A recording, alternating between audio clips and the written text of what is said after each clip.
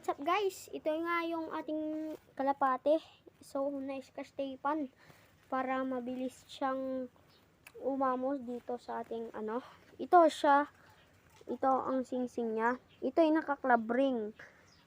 Ang club ring niya is hindi ko lang alam kung ito ay kung ang club niya ang nasalihan ay MSC RP FC o itong ATRPC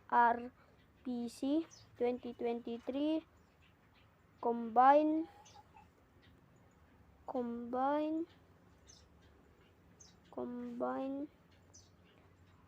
basta dito lang to sa lugar ng amin dito sa Ilocos Sur, dito sa Bitalag. So ito nga, papakita ko ang number niya.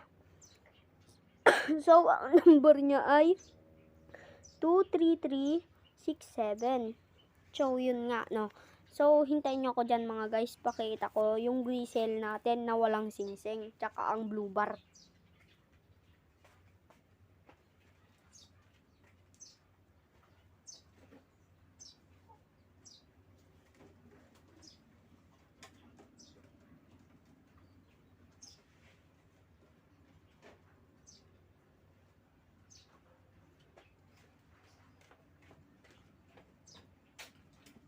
So, yun nga guys, ito yung ating gristle na wala siyang singsing. Yan. So, binunutan ko siya para hindi siya makawala. Tsaka pag tumubo, pwede na tong batakasin dito sa amin. So, ito ay hindi ko alam kung hen o kak ito. Bumabara ako. Tapos pag kinukuha mo, hindi naman tumutuka ito sa kamay. Kaya ito, gristle natin to. So, punong-puno pa yung butchi niya. Ang dami nating pinakain kanina. Umaga.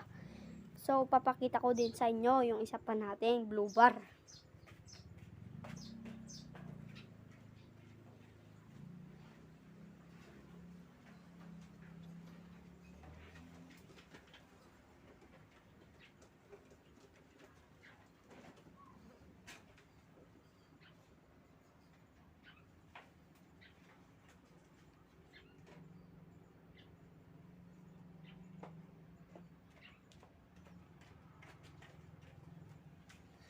So, ito din ay may bunot din mga kalapatids. So, dirty blue bar ang kanyang kulay. At yung kaparis niya bumalik sa may-ari. Yung black check na niya, kaparis. Black check na may pagka brown ganun. So, maganda naman ng kanyang kalusugan. So, yan, hen to, hen. May kidlat sa muka. Yan. Tsaka maganda din itong kanyang mata. Bunot nga din to mga kalapatid. So wala din tong singsing. Binili lang namin ito sa aking kaklase na sa halagang 100 pesos lamang sa isang kalapate. Ito, malinis na malinis. Walang kakuto-kuto. Malinis po siya. Tsaka mabango din. Ito nga lang ang unting update natin sa ating munting ibunan. At aayusin pa nga natin yung kulungan nating malaki doon. Yun o. Yun. Basta yun o. Yun. Yung naanuhan ng mga nasa bukid. Yung nasa bukid nating kulungan. So ito nga ay ating alaga. 4 sana to kaso nakawala yung isa.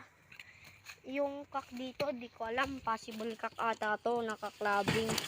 Hindi ko lang alam kung saan yung dito kak. Basta, titignan na lang natin kung anong magiging kalabasan ng kanilang anak. Pag pinagpares natin, yung parang magka-brown na kalapati natin. Tsaka, yung isang brittle. Tsaka, 2 hen yon. Tsaka, isang kak. Tsaka bibili pa kami ulit ng kalapate sa ating kaklaseng malakas yan.